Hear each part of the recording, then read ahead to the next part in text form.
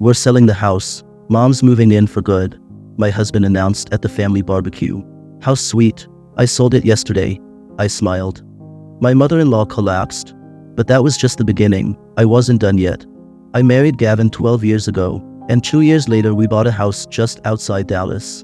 It was in a quiet neighborhood and needed some work, but we poured our time, money, and love into it. It wasn't just a house, it was ours. My safe space, my sanctuary, the one place I thought I had control. That is, until Marjorie came along. Marjorie is my mother-in-law, or as I like to call her, the absolute worst part of my marriage. She has never liked me. From the moment Gavin introduced me, she made it clear she thought I wasn't good enough. Too lazy, because I didn't iron my bed sheets. Too careless because I didn't make dinner from scratch every night. And too selfish, because I liked my things my way in my house. For the first few years of our marriage, she was just a visitor. An overbearing visitor, sure, but at least she left. Then 6 months ago, she moved in temporarily. That temporarily turned into hell. It started small, little comments, passive-aggressive digs. Then she started rearranging my house. My kitchen, she took it over.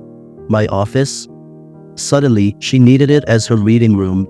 She invited her friends over without asking, used my car without permission, complained constantly about the food, the furniture, the neighborhood. And Gavin? Oh, come on! She's just trying to help. She's just used to doing things a certain way. She doesn't mean anything by it.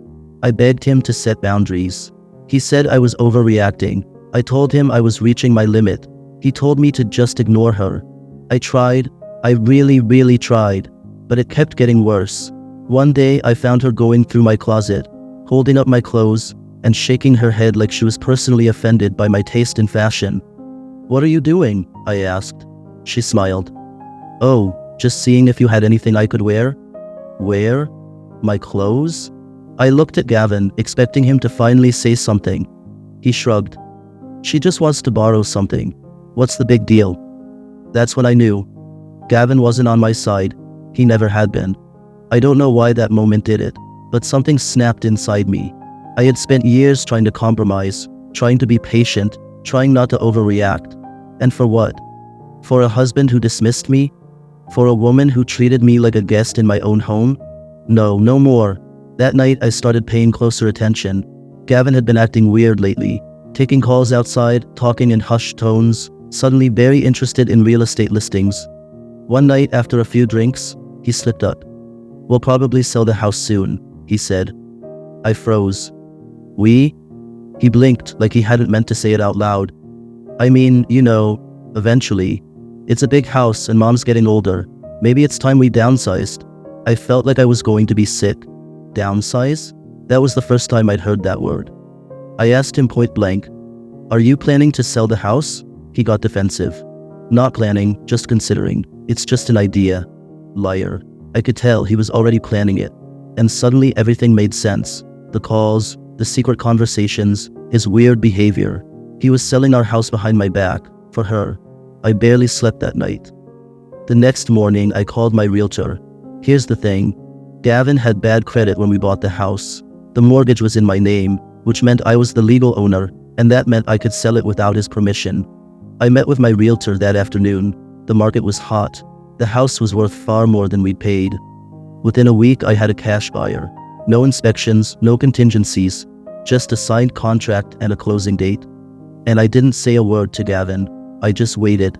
Waited for him to feel comfortable. Waited for him to think he had it all under control. And then came the family reunion. Gavin's family is huge, Texas-style huge. Every year, his uncle hosts a massive reunion at his ranch. Barbecue, beer, and way too many people crammed into one place.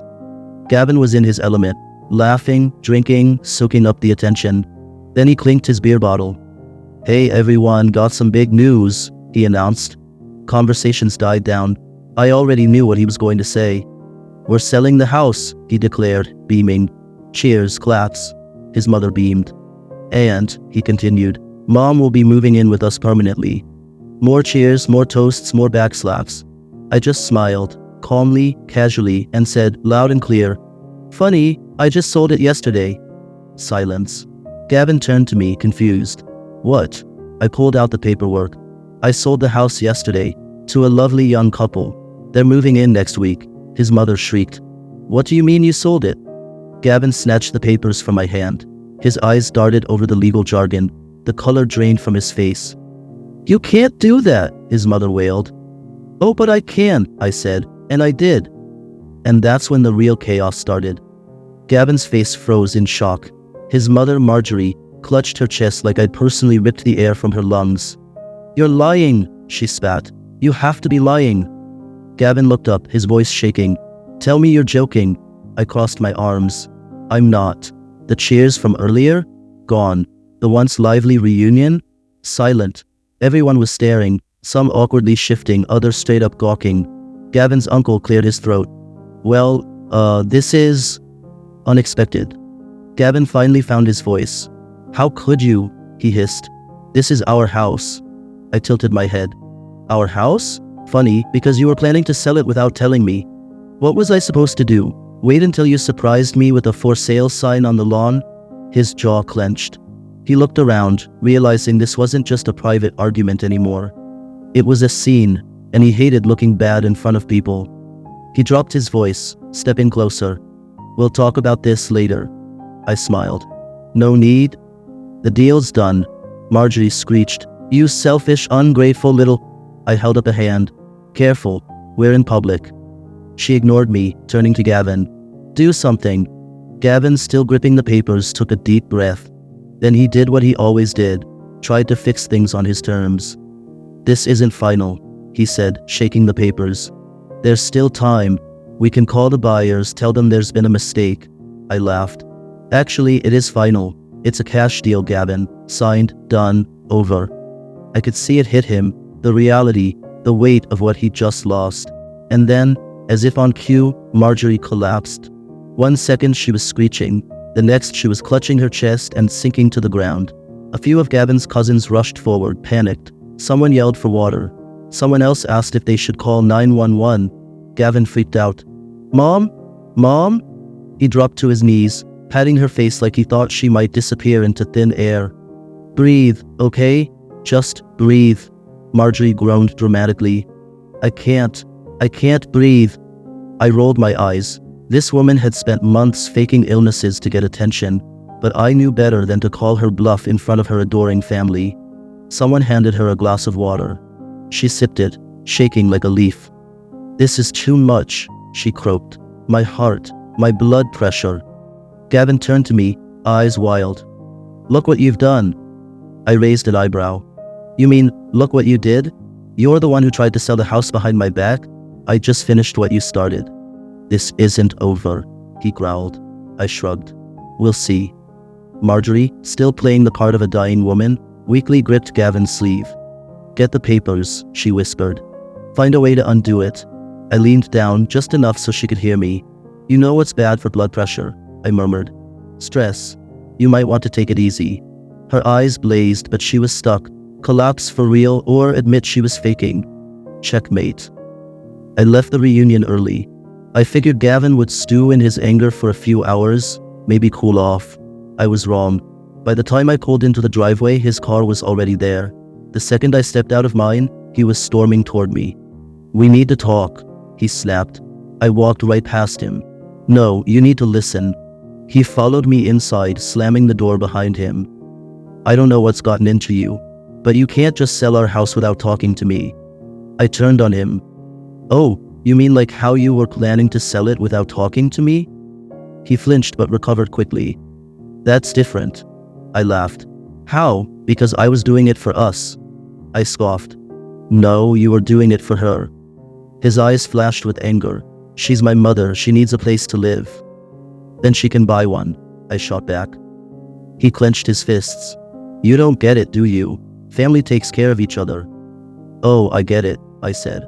I just didn't realize I married a man who was married to his mother instead of me. That hit him hard. His face twisted, but he didn't deny it. I can fix this, he muttered. No, Gavin, I said, stepping closer. You can't. He let out a breath. So that's it? You're just going to walk away from everything we built? I narrowed my eyes. Funny, you didn't have a problem doing that when you thought you were in control. Silence. And then his phone rang. I knew who it was before he even checked. His mother. I smirked. Go ahead, answer it, I'll wait. He stared at the screen, jaw tight. I grabbed my purse, but not for long, and with that, I walked out. I drove straight to my lawyer's office, not just to finalize the house sale. No, I had bigger plans. Because I'd been doing more than just selling the house, I'd been preparing. And by preparing, I mean I'd dug into Gavin's finances. And guess what? He had secrets, big ones, and I was about to use them. I pulled into my lawyer's office, gripping the steering wheel so hard my knuckles turned white. My heart was pounding, not from regret, not from fear, but from rage. I had spent years being treated like an afterthought, ignored, dismissed, disrespected, and Gavin thought he could just steamroll me into giving up my own home? No, I wasn't just walking away. I was burning the bridge behind me. I took a deep breath, grabbed my folder, and walked inside. My lawyer, Owen, was already waiting. Tell me you have something, I said, dropping into the chair. Owen smirked. Oh, I have something, all right. He slid a stack of papers across the desk. When I read them, I grinned. Because Gavin, the man who tried to pull one over on me, had been hiding money. Gavin had a business. Not a super successful one, but enough to keep him busy. I never questioned it much. We split expenses, and as far as I knew, our finances were normal. But over the last few months, money had been disappearing. At first, I thought it was just regular spending. Then things didn't add up.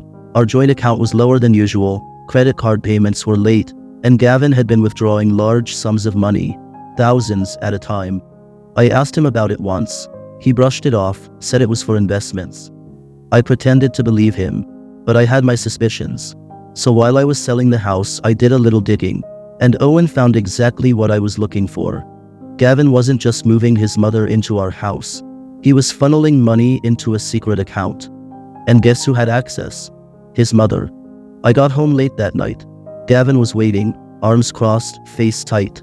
Where were you? He snapped. I ignored him, tossing my bag onto the couch.